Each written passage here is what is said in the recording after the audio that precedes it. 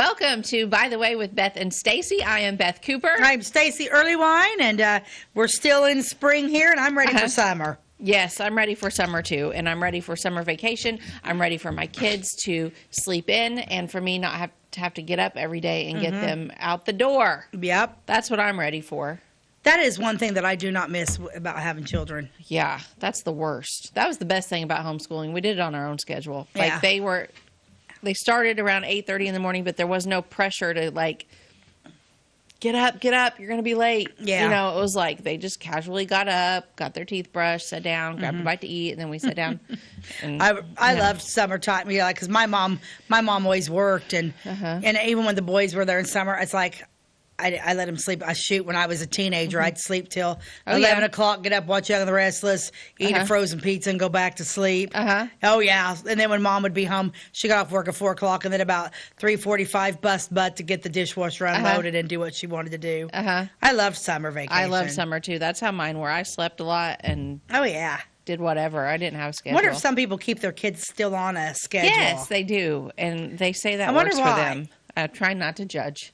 I'm just like, relax a little, let them sleep. They need sleep. I wonder why that is. And like on weekends, Saturdays, I didn't go to church when I was younger. Saturday and Sundays, we slept. I mean, it was nothing for me and my sister sleep till noon or 1 o'clock. Oh, yeah, I did all the time.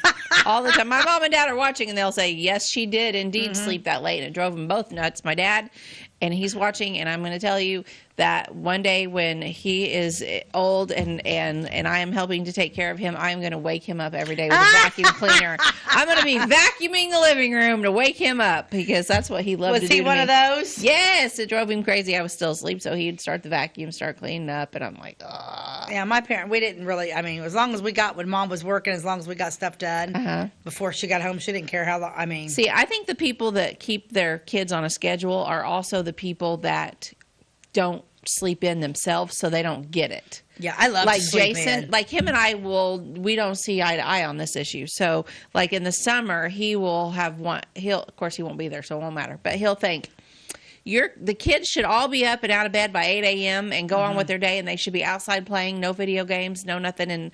And my kids do play video games, but they also play outside all the time in the summer and ride their bikes a ton. So I'm not one of those parents that the kids aren't going outside, but he was that kid. Like he can't sleep in even if he wanted to. Jim doesn't like sleep when in he either. was a teenager, no, he would have. I doubt there's ever been a day in that man's life he has slept till noon. Probably never.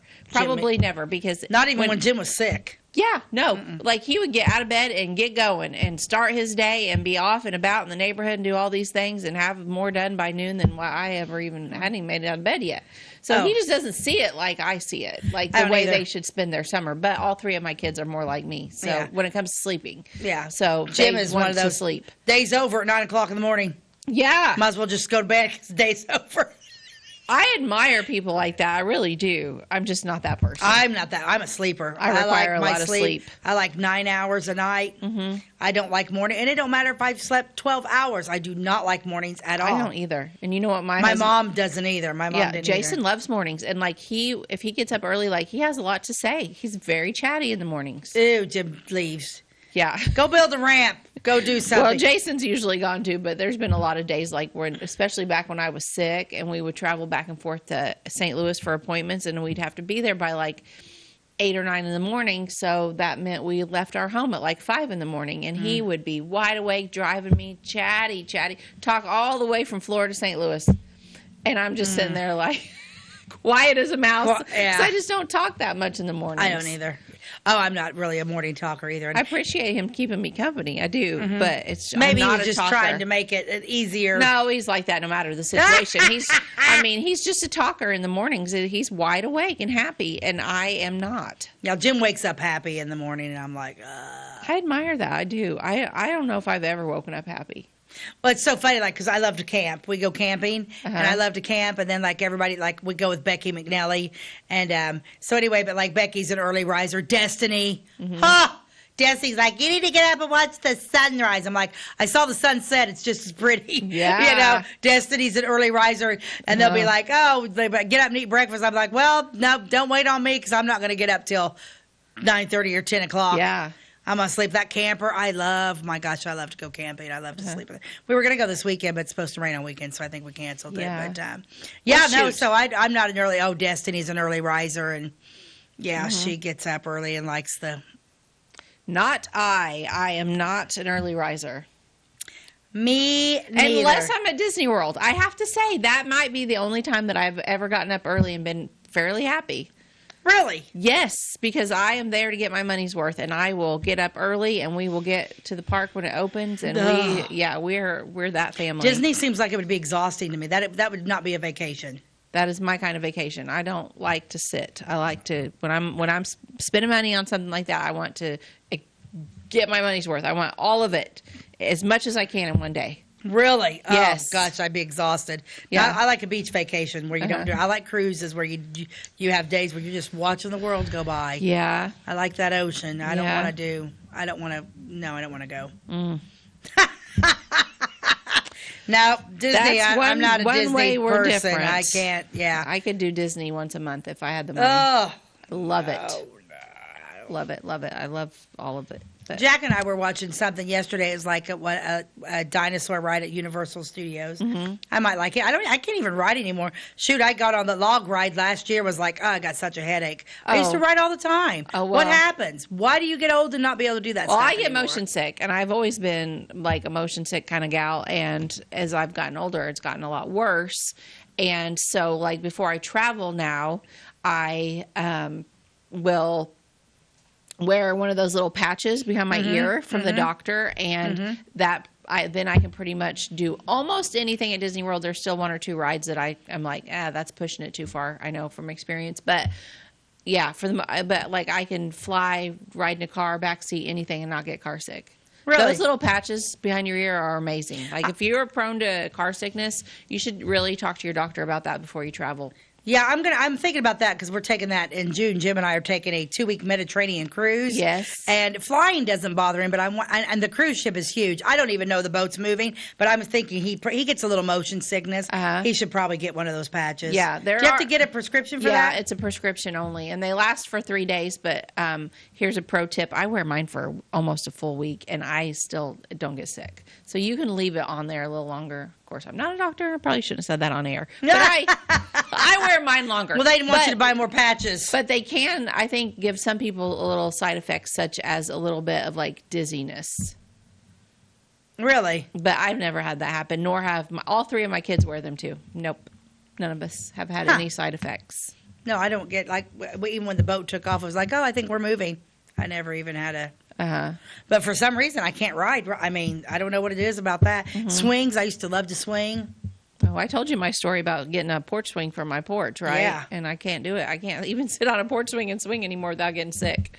So it's weird. Rocking chairs, luckily, I can still do. I hope love I can always rocking do rocking chairs. Yeah. I like everything. Yeah. I don't know. I think it's weird. I don't know why we can't do that thing. I don't know. I don't get know old either. and all these crazy things start you get to happen. old and everything starts happening. Do you have a great ad today? I do have to a start fun our ad show? today. What's that magazine you got there? Okay, so real quick, this is a Life magazine. It's tiny. It's little. Life magazine, November 23rd, 1936, and you can buy this Life magazine for 10 cents. And it's a lot different than the Life magazines we see. What's on the front? Don Thomas, I don't know. It looks like it might be. What do you think? I don't know what that is. At first, I thought it was like skyscrapers, but it's from the 30s. I think it's Hoover Dam. You think that's Hoover Dam? Pillars or something. It looks like something. Yeah, it's concrete pillars for something, but it doesn't really say. Okay. All right. It's kind of a neat. That is neat. I love Dawn old gave magazines. it to me. Thanks, Dawn. Yeah. It's got some neat stories in it. Okay, so I picked out this. Okay. It's a liquor ad. Johnny Walker.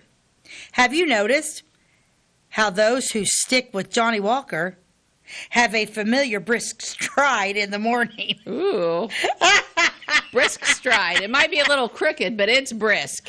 He might be weaving in and out of the streets, but he's walking briskly. I love it. The fine friendliness of Johnny Walker Scotch whiskey is not mere chance, but the result of 4 generations of Scottish care and skill.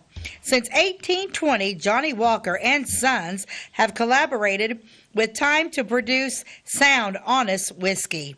Choice and ample stocks of fine old Scotch are stored away in the Walker warehouse to assure Scotch whiskey at its best. This year and through the years to come, not a drop ever goes into a famous square bottle until time has gently smoothed it into the mellow, delightful whiskey that all the world knows as Johnny Walker. That's why before dinner and after, at bars or at home, it's a sensible idea to stick with Johnny Walker. An evening with this genial gentleman means a fresh and pleasant tomorrow. Oh my gosh. So here's my number one How question funny from is this this? ad. The guy at the top walking with the walking stick and the tails. Yeah. Why does he look like Jim Earlywine? He does, kind of. Born in 1820, still going strong. How funny. Jim's probably got that outfit. Maybe. But he kind of even looks like, I mean, I don't have a real clear view from here, but he kind of almost looks like him in the face, too. Oh, yeah. Yeah, It's Jim funny. needs a suit like that with some walking boots and a walking stick. He's got the boots. He's got a cane. He's got the top hat. He's got tails. He's got it all. Oh, okay. Yeah. All right. Johnny Walker, blended Scotch whiskey. Distilled, blended, and bottled in Scotland. Okay. All red labels, 8 years old. Black labels, 12 years old. Canada Dry Ginger Ale Inc., New York. Sole distributor. But I just think that's so funny. All those who drink all the time have a familiar brisk stride in the morning. It's familiar. It's a little, but it's familiar. Yeah, I mean, isn't that a funny? That's a funny ad. Yeah, so they're encouraging you to drink Johnny Walker whiskey in All the morning. day long. All day long. It's sensible. It's a sensible idea to stick with Johnny Walker. An evening with the genial gentleman means a fresh and pleasant tomorrow. Oh, They're talking. okay. But, you know, I used to work with a guy, I won't say who it was, but I suspect, I never tasted it, had something similar to that in his coffee cup every morning at work. I would imagine. And he would carry it around all day long and sip from it all day long. But he smelled like a brewery and not a distillery. He smelled like a distillery and not a coffee shop. So I had my suspicions. Did you?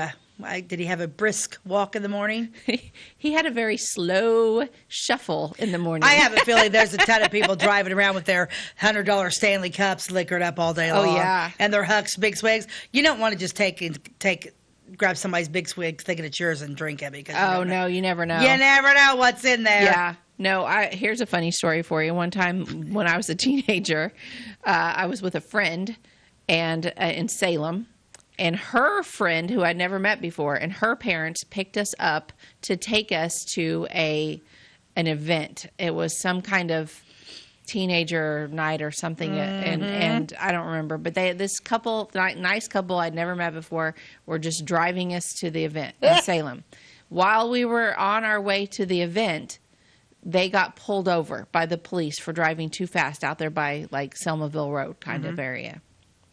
So here we are, pulled over, the three girls in the back seat, the mom and dad who had been listening to 1940s, 50s country classic music in the front that we thought was we were in high school, so we thought that was lame music. And the first thing the mom did when the car came to a stop was open her door and dump out her drink.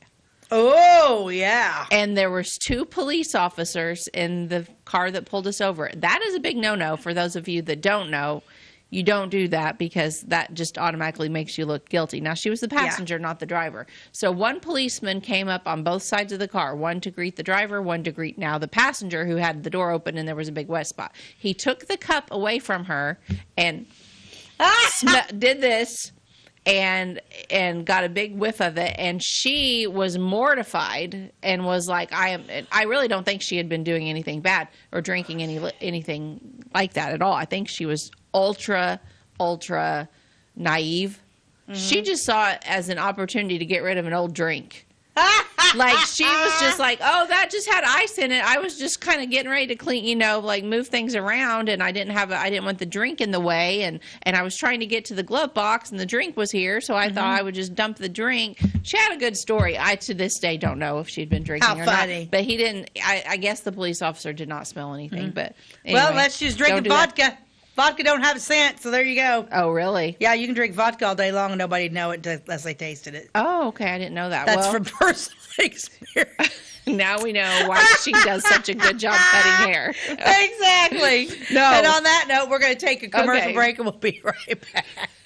At your locally owned Napa Auto Parts stores in Flora and Louisville, you can count on experts to have the solutions to keep you running on the road or in the field. More than just your car, the Napa Auto Parts stores in Flora and Louisville carry a large inventory of Napa products for farms, heavy trucks, and just about everything that moves. Experienced associates understand your needs and are ready to help with the perfect part at a great value. That's Napa Know-How at your locally owned Napa Auto Parts stores in Flora and Louisville. Briscoe Surplus Sales on the northeast edge of Flora is your one-stop do-it-all shop. Looking for rugged boots and footwear from great brands like Lacrosse, Rocky, and Carolina? They're there. How about top-notch small engine parts and service? Briscoe Surplus Sales has it. Whether you're wiring your switches or switching your wiring, Briscoe Surplus Sales has the solution and the know-how to help you get the job done right the first time. Briscoe Surplus Sales, your one-stop do-it-all shop. We like technology at Flora Savings Bank. Here's what you can accomplish in our mobile banking app in less than 30 seconds. See account balances in your transactions, set up an account alert, make a transfer between accounts, get an alert text message about your transfer, pay a bill, turn your debit card off and then back on. It all happens in the palm of your hand with our free My Bank to Go app. Search My Bank to Go in the App Store or Google Play and give mobile banking a try. Flora Savings Bank, member FDIC and equal housing lender. Welcome back to By the Way with Beth and Stacey. We have a fun show planned today. It is. It's interesting. It's crazy. I was telling Jason about it last night as I was going over my final notes for today, and it's just one of those things that we're like, what in the heck? So today I'm going to talk about the Lost Cemetery in Louisville, Illinois. So I didn't know about this until we started talking about those Revolutionary War soldiers a couple of weeks ago on our show. So if you haven't seen that episode, you can go back. I don't know the number of the episode, but it was on Revolutionary War soldiers that are buried in Clay County. They were mentioned to have been buried in a cemetery that's no longer there. No one can find it. The Lost Cemetery is what it's referred to.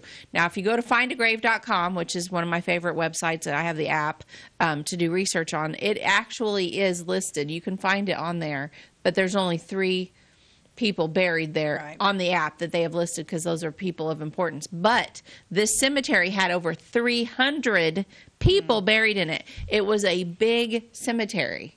It wasn't just a family plot cemetery. This was a big cemetery. Okay. So the whole thing is lost. I'm going to kind of tell you the story. How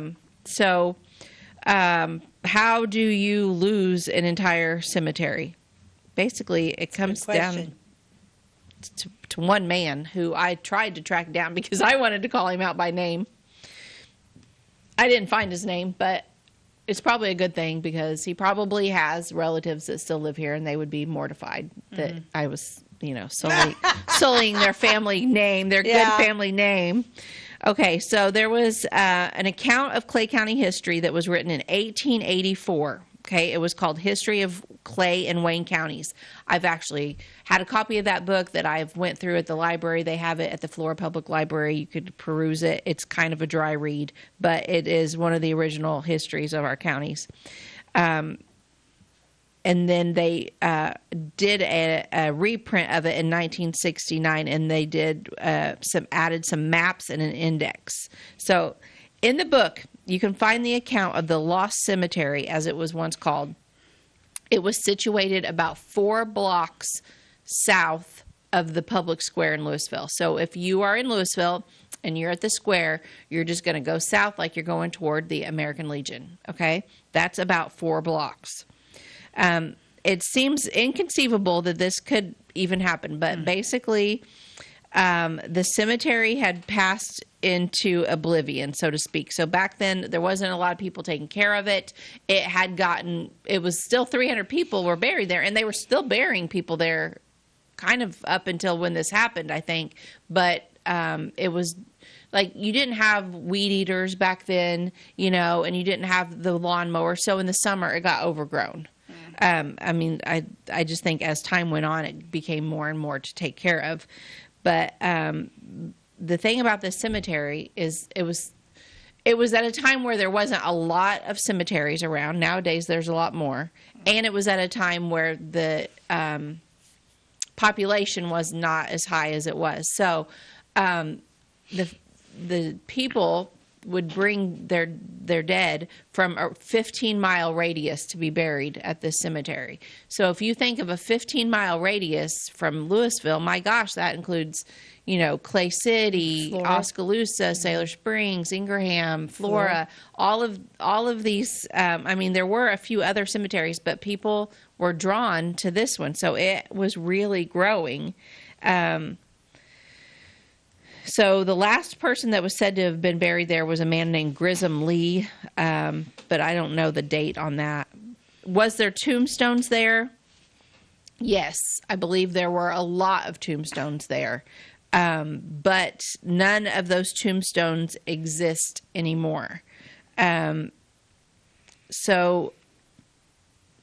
happened was that there was a man that owned the ground. Apparently, he had claim to this ground, and he wanted to farm it. He did not want it to be a cemetery. So he just tore it down. He took out any of the stones that were there. Where did he put them? My guess is in the river, which is right across the street. That would be, because, okay, real quick question. Yeah. Whenever you bury somebody in a cemetery, and you pay for those stones, Yes. which are very expensive. Who owns those stones? Like, are my sisters and I the property owner of my mom and dad's stones where they're buried? That's a great Who owns question. those stones? Yeah, that would be a great. Ty can be googling that, but that would be a great question for like the sexton at the Elmwood Cemetery might know the answer to that. Yeah, or because maybe who even actually owns all those? Maybe even Ryan Muskoff might know the answer to that at Frankenbright Just Funeral Home. I don't know. It's crazy because, like, who owned when they started burying the people on here? Who owned that land? Right, because you would have had to pay for your plot. Yeah, But see, yeah. but like now, like the city of Flora is the one that does the Elmwood Cemetery. I don't know, like all of these other smaller family cemeteries, like if they have like how they're set up, like who does own that? What did you find, Ty? It's a real estate, so whoever owns the gravesite, they own the headstones. Okay, it's So, a real estate. So okay. whoever owns the gravesite owns the headstones. So Okay. you own the plot. I own the plot where my mom and dad you are own at. the stone. I'm guessing in the 1880s or prior to this, probably the 1830s to the 1880s, there were no laws such as this. Like This story is quite fascinating and baffling. Yeah. How it happened. Yeah.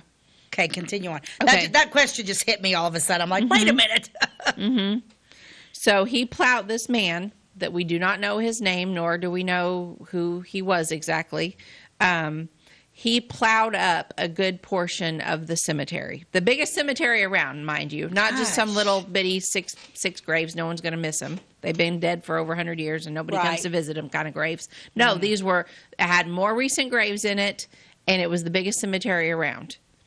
He decided to plow it under, and he was threatened with arrest. But he desisted. So he's like, no, you don't have any right to arrest me because I own this ground. Okay. Now, I did not carry this research over to the courthouse, although I would kind of like to go through records to see of any. I don't even know how long their records go back, but if there was a way to find this case, I would like to read it. So the history of Clay and Wayne County was written in 1884, and when it was written, it was stated that a fence enclosed part of the ground, which was then grown up in brambles and berry bushes. So everything was overgrown, but it was still there in 84. So sometime after 84 is when he did this.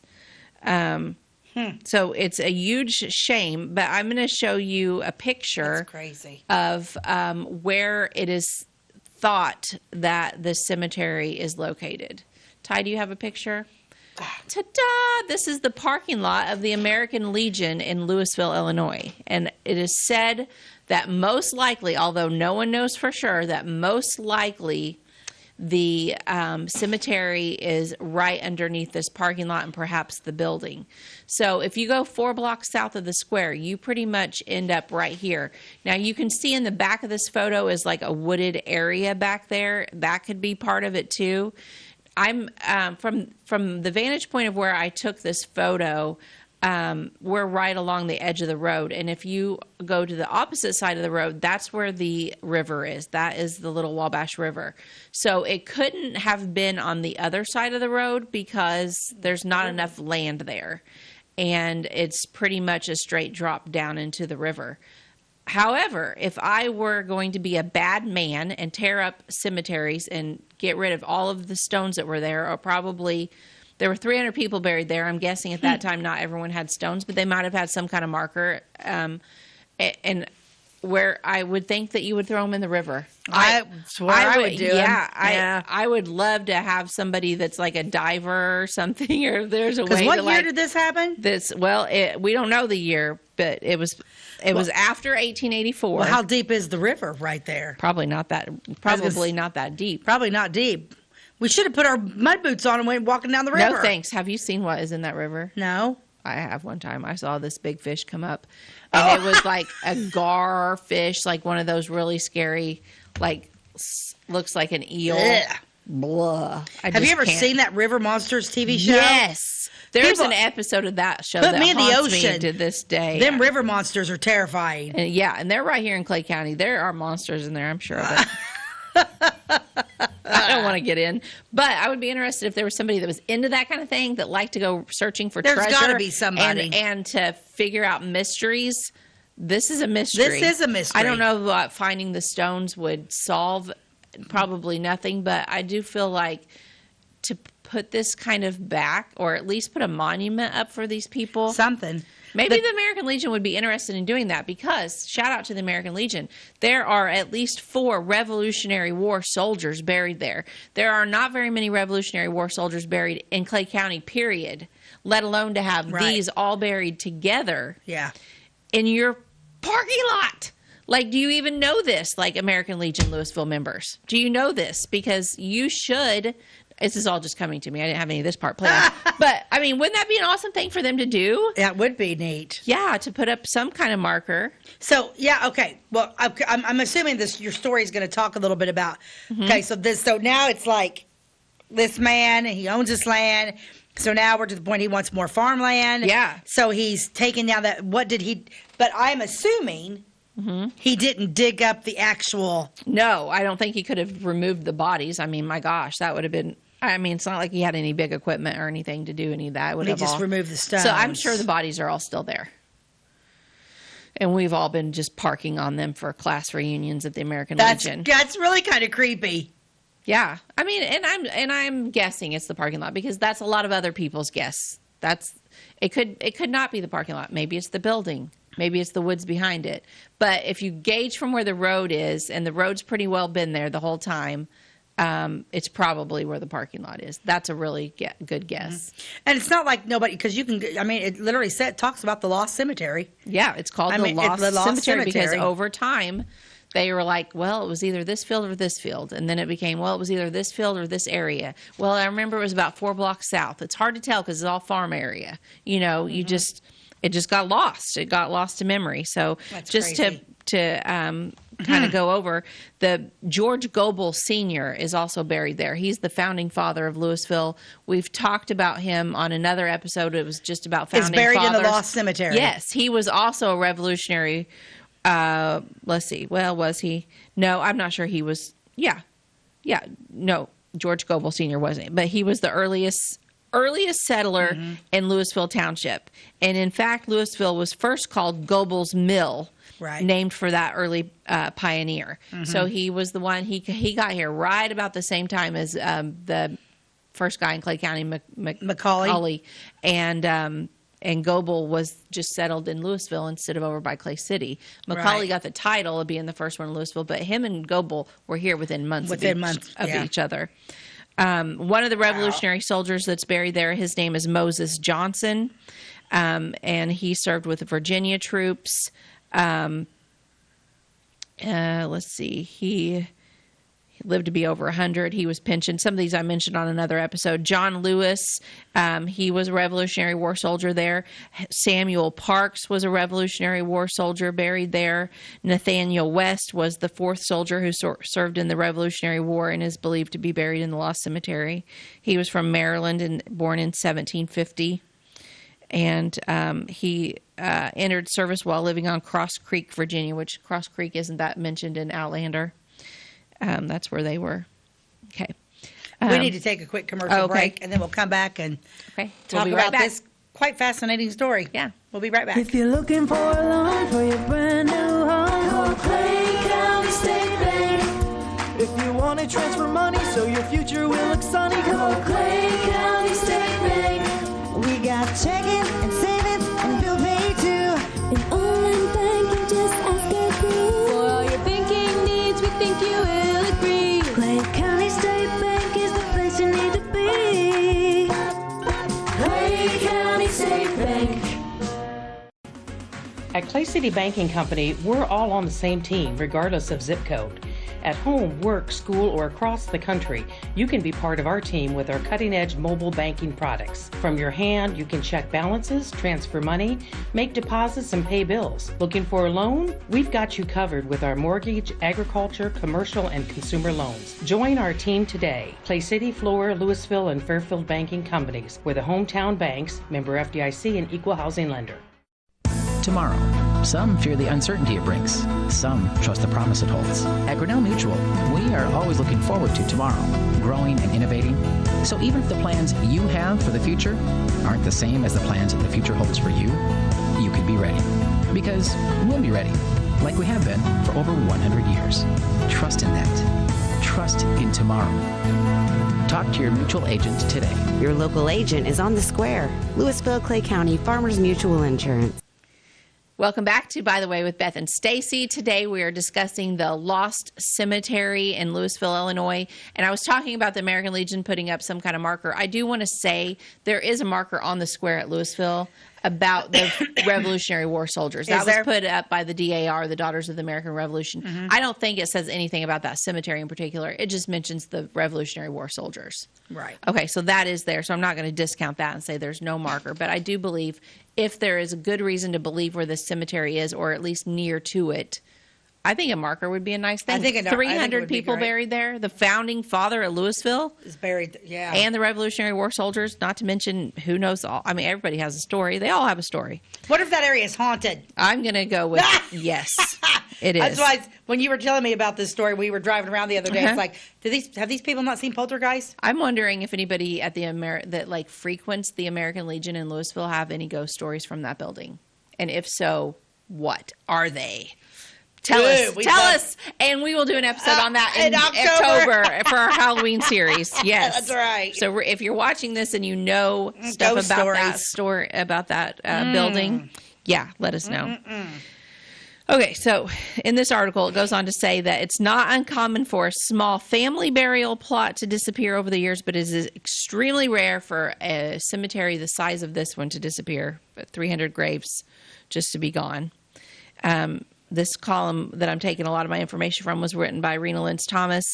She did say it is against the law to destroy any burial sites or stones, but sometimes greed for additional farmland or just plain apathy or disrespect for these places prevails.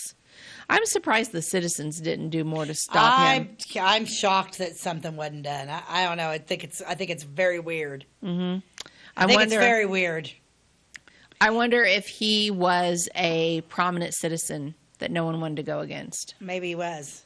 Because this is how long ago? We don't know the year. We don't know the year it disappeared for sure, but it was past 1880. It was grown up in 1884, but it was still there.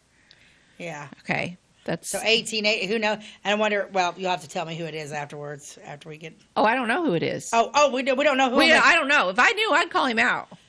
I don't know. We don't even know who the man that owned this lawn. There's got to be records somewhere. Somewhere, I would hope at the courthouse, maybe. I don't know. But no, and some of the other historians that have went before me to try to figure this out, too, don't know. Rena didn't know. Wow, that is a mystery. Mm-hmm. Yeah. So John W. Tanner, I don't know if any of you remember him. He was a great guy from Florida, but he did a lot of research, and he did a lot of research on cemeteries. He actually put them all in a book called Clay County Cemeteries. I believe you can get a copy of that at the Genealogical Society in Louisville. But he enclosed in the publication a map and directions to every single cemetery in Clay County. And it contains over 80 sites and cemeteries. And it can be purchased at the Genealogical Society. But I don't know that even John knew much about this cemetery at all. So if he had, Rena would have shared it, and I would have seen it in some of his stuff. But no, it's just Makes a you want to mystery. just go get a... DeLorean? Makes me want to go in there and just bust up some of the concrete and see what you find. Yeah. Dig down in there and see. People, yeah. And then, like, the Allegiance there, they probably had... If there's no record of this anywhere, then the Allegiance that's there now, they wouldn't have had any idea. No. Nobody... Because my assumption is, nobody would know.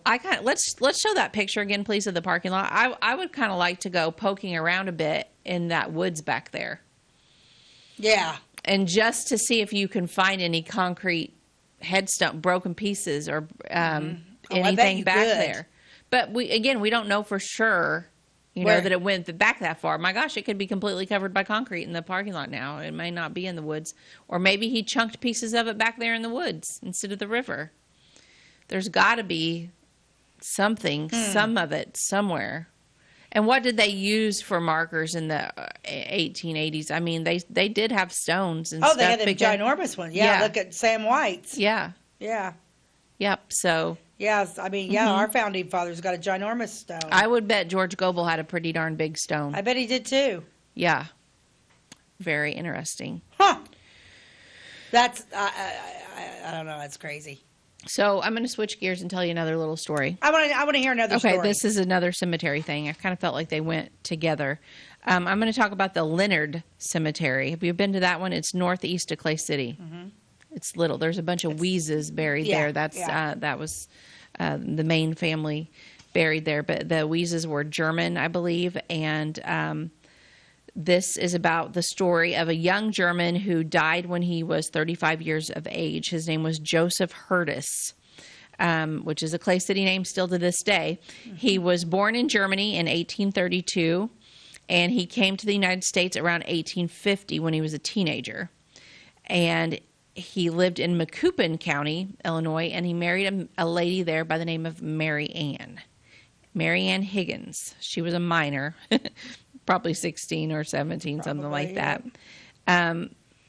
Little is known about her because she died only 2 years after their marriage. But I'm going to call her Mary Ann number 1. Okay. So then Joseph married a second time to, guess. Mary Ann. Number 2. Yes. Yay! Mary Ann number 2. What are the odds, like you get married twice and both of them would be named Mary Ann? That's weird. Mean, maybe Mary and Mary Ann. I mean, it's just they're both Mary Ann. Maybe he's just attracted to Mary Ann's. Or did he think, oh, geez, another Mary Ann? I was going to say. This one's name was Mary Ann Menard Mead, and she was the 21-year-old widow of Robert Abel Mead. So here she was, only 21 years old. And widowed. And already widowed. And, which was tough back in the 1800s. Oh, my gosh. So I feel sorry for this Mary Ann number 2 because she's a widow, going to be a widow twice by a young age. Mary Ann was the daughter of James and Phoebe Menard, and she was also German. She also lived in Macoupin County.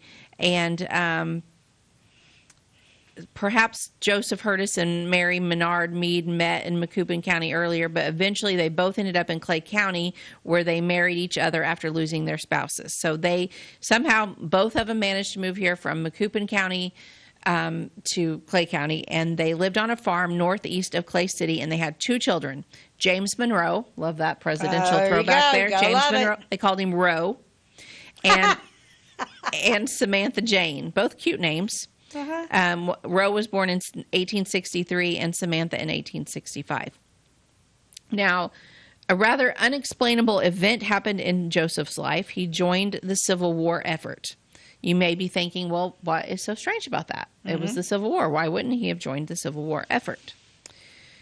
Well, according to archival records, he joined the first part of February and then was mustered on February the 28th of 1865, which is at the very, very end of the war. The war ended in April of 1865. So all of these years during the war, he was able-bodied to go to war, but he didn't until the last 2 months. Was he just really super smart and was like, I'll do it, but I'm going to wait a while. I don't really want to just go and boom, dead. Right. Kind of might wait till the end, check my chances. You know, maybe that's what he was thinking. I don't know. Maybe. So this was also just 2 weeks prior to the birth of his daughter, Samantha. So he's at home. His wife's very pregnant. Marianne number 2 is going to have a baby any day. Any day.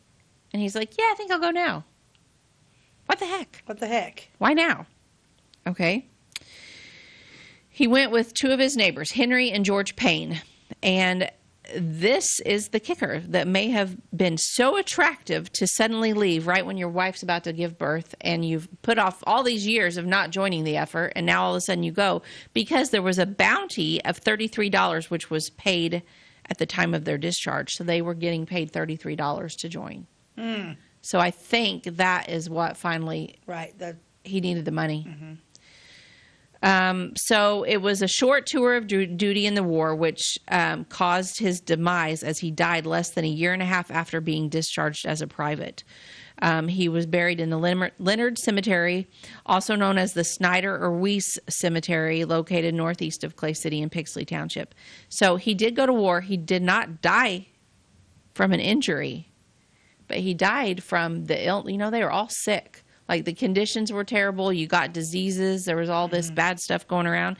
He died of chronic diarrhea and lung disease. Yep. Dysentery. Described as lung fibers in the Bureau of Pensions record on file in the National Archives.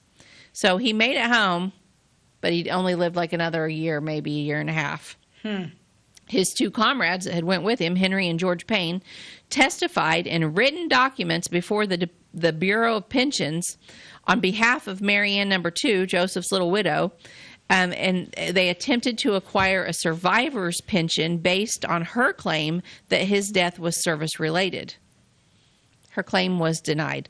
So she basically was like, he deserves a pension because, yes, he wasn't shot, but he got this terrible disease while he was there that would have never happened had he not been there. So he deserves this pension that all these other people. I deserve this pension that all these other people. I agree. She's probably thinking, I'm 25 years old and I've lost 2 husbands. I have no way to support myself. I now have these 2 tiny children. One would have been 2 and the other would, 2 and 4 or something like that.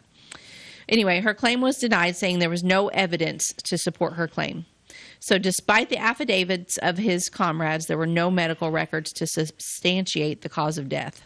So this led Marianne number 2 to marry for a 3rd time to William Leonard.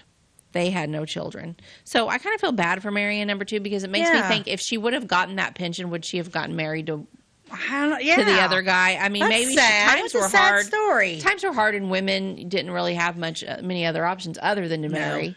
But I do feel like if she would have had that income from that pension, she probably wouldn't have. She maybe wouldn't have, because I do think that she probably loved him. And she'd lost 2 husbands. I mean, I don't think I would... If I had lost 2 husbands, bam, the last thing I'd want to do is just turn right around and get remarried as fast as possible. Sometimes you didn't have a choice. I know, but how sad is that? Ugh. I mean, I'm not saying don't ever get married again, but, like, not because you have to, because you want to. But, yeah, getting married because you want to is one thing. Because you have to is a totally different ballgame. Yeah, so there are still members of the Hurtis family around. It says in her article, which was written years ago, probably in about 2014, one of the great-great-grandsons of Joseph Hurtis, his name's Darrell Hurtis of Colorado Springs, is responsible for a lot of her research, and credit is given to him.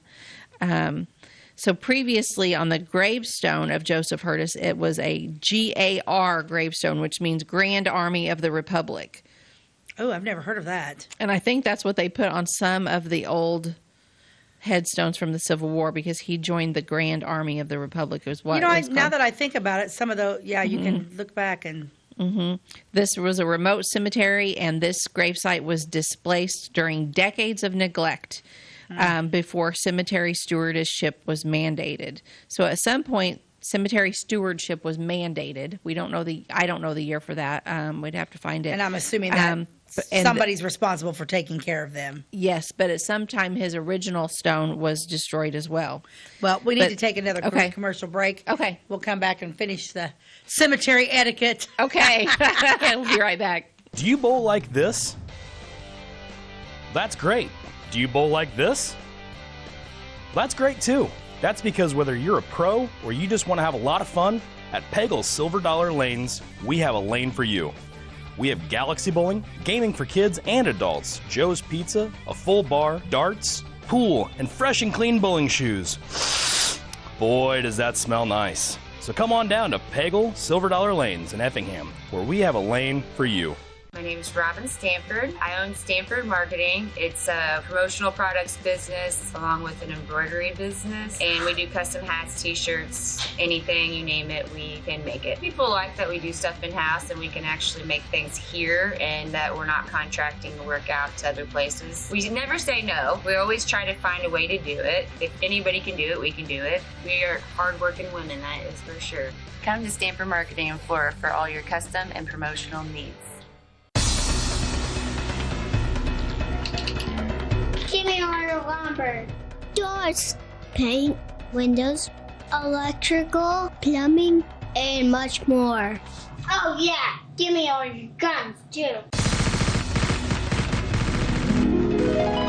John Lucas. What? You better be dreaming about all the stuff we sell here at Zink Building Center. Oh, I would. Zink Building Center in Louisville on Route 45. It's a cool place. Welcome back to By the Way with Beth and Stacey.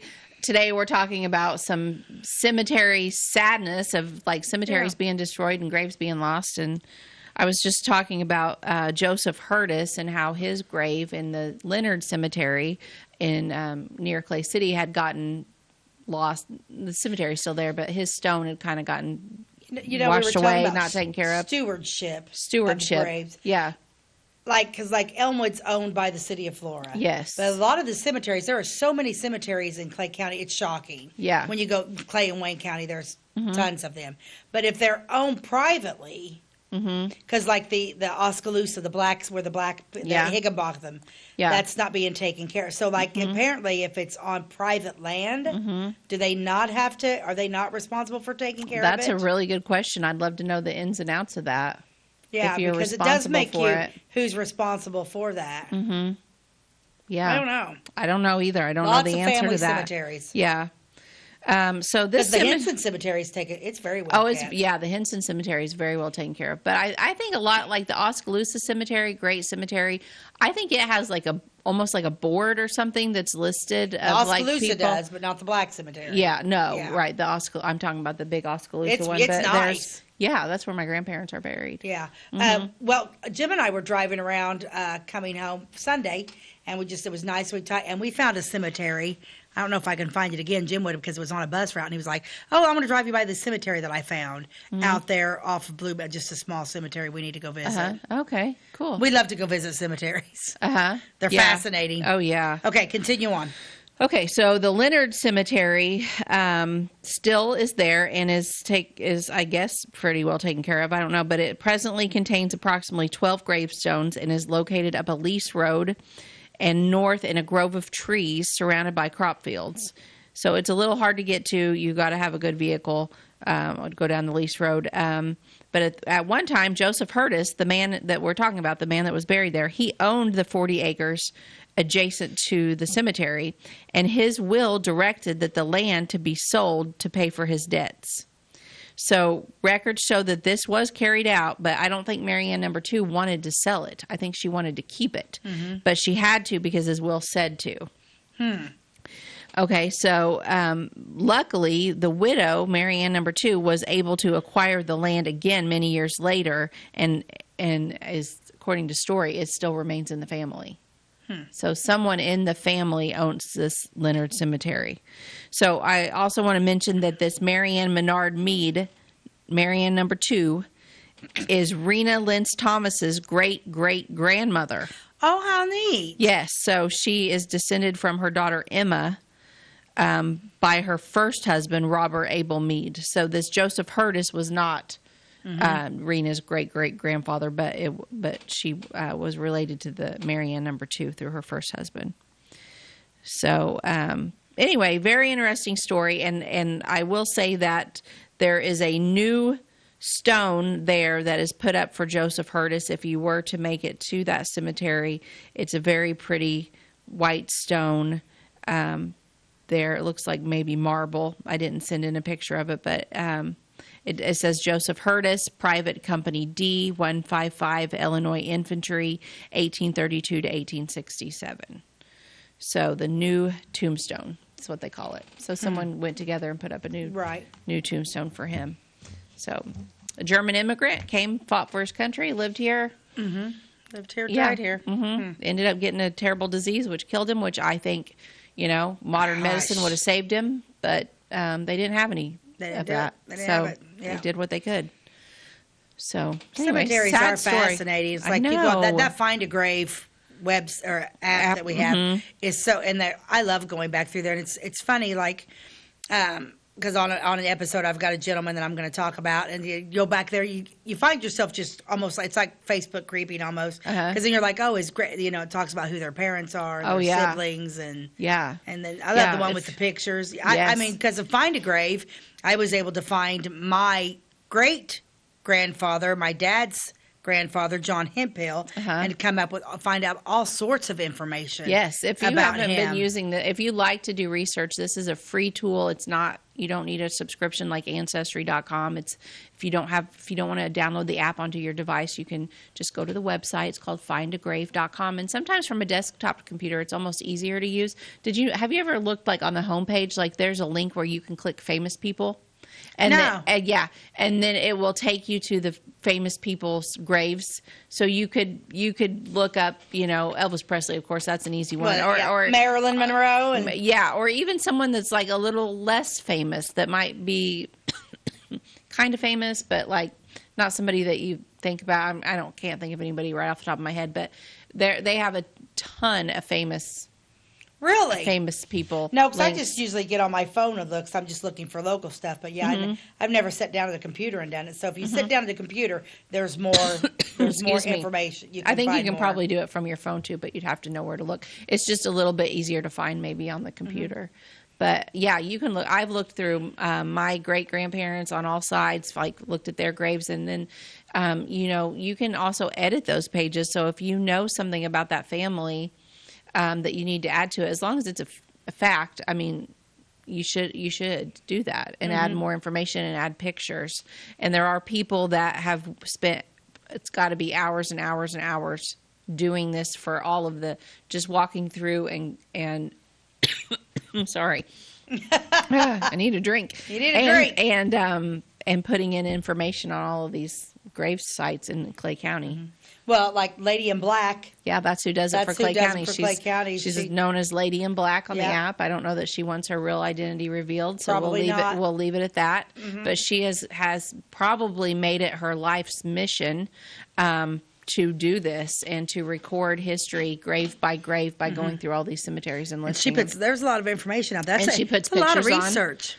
She puts pictures on if she can. I mean, and I've found very, very few mistakes on Find a Grave. There's, I can think of like one or two on my grandpa's that I think needs corrected. But other than that, it's been a great source of information, especially when working on cemetery tour scripts and research for the yearly Shadows of Elmwood at Flora Elmwood Cemetery that we both participate in.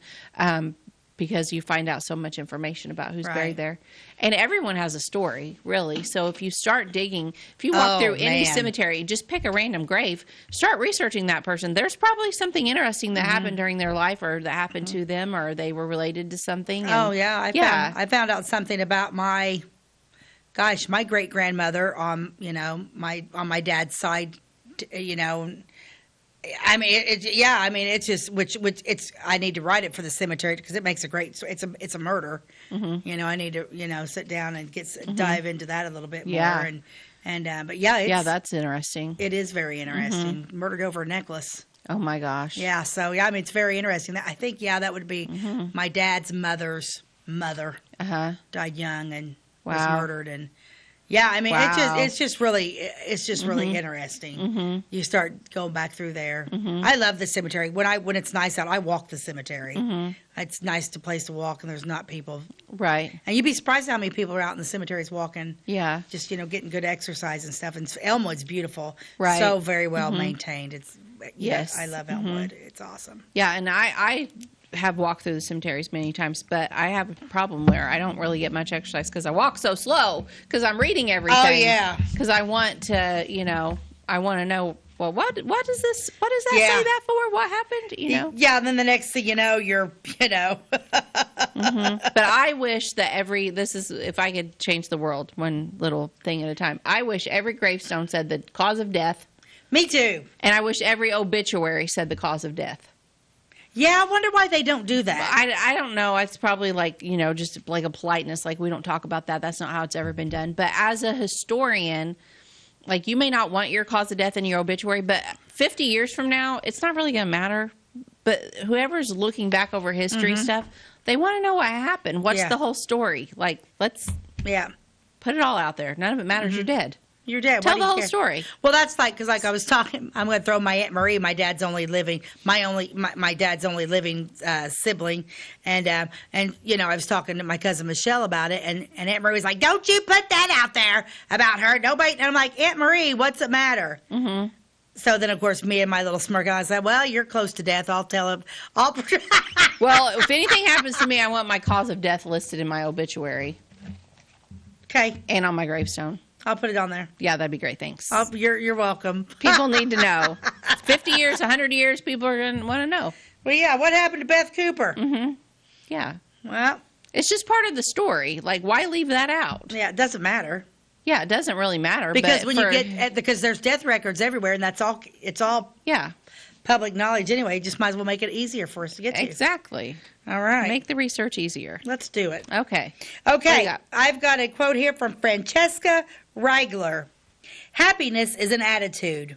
We either make ourselves miserable or happy and strong. The amount of work is the same. That's good. That's a good one to think about.